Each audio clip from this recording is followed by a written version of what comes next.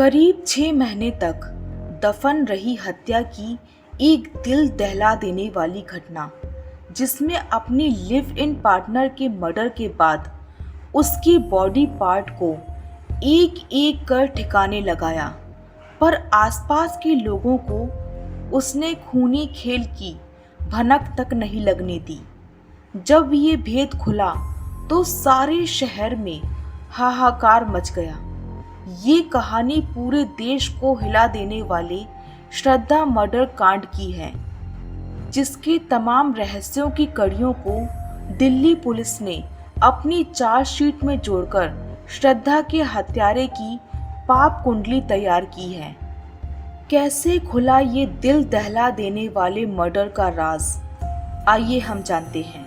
लेकिन उससे पहले अगर आपने हमारे इस चैनल क्रिमिनोलॉजी को सब्सक्राइब नहीं किया है तो उसे सब्सक्राइब करके बेल आइकन पर क्लिक कर दें, ताकि आपको आगे आने वाली सच्ची घटनाओं पर आधारित कहानियों की वीडियोस की अपडेट मिलती रहे। एक सनकी बॉयफ्रेंड जिसने अपनी गर्लफ्रेंड की लाश के टुकड़ों को फ्रिज में संभाल कर रखा, जिन्हें वो रोज देखता था, उसके बाद एक एक कर चुपके से उन्हें ठिकाने लगाता था, जिसे सुलझाने में दिल्ली पुलिस के भी पसीने छूट गए थे। श्रद्धा मर्डर कांड में साजिश के सूत्रों से लेकर सबूतों तक पुलिस के लिए कदम कदम पर चुनौती थी।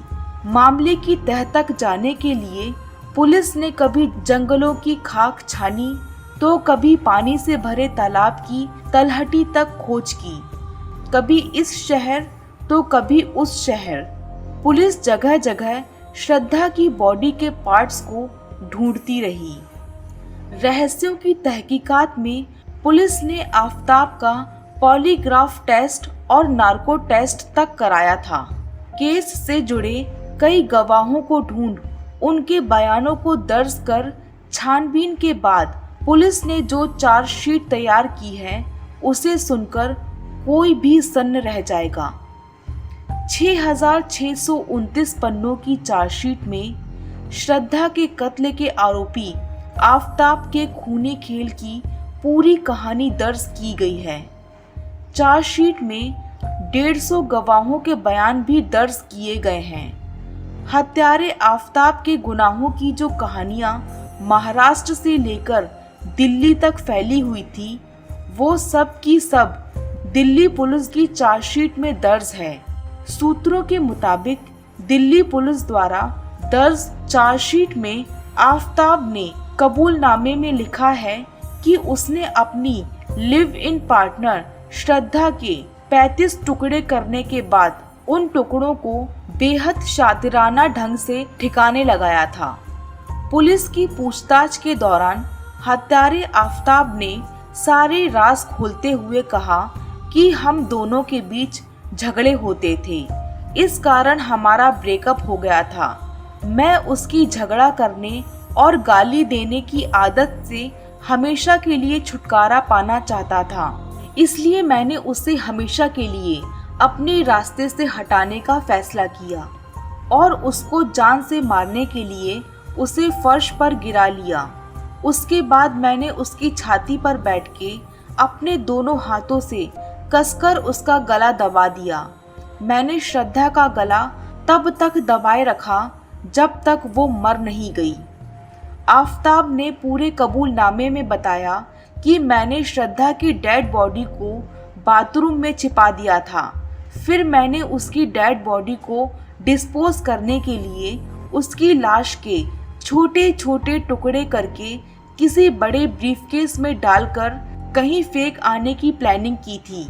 उसी प्लानिंग के तहत मैंने छतरपुर पहाड़ी के 6 फुटा रोड से एक हार्डवेयर की दुकान से एक हैमर, एक आरी और उसकी 3 ब्लेड खरीदी थी।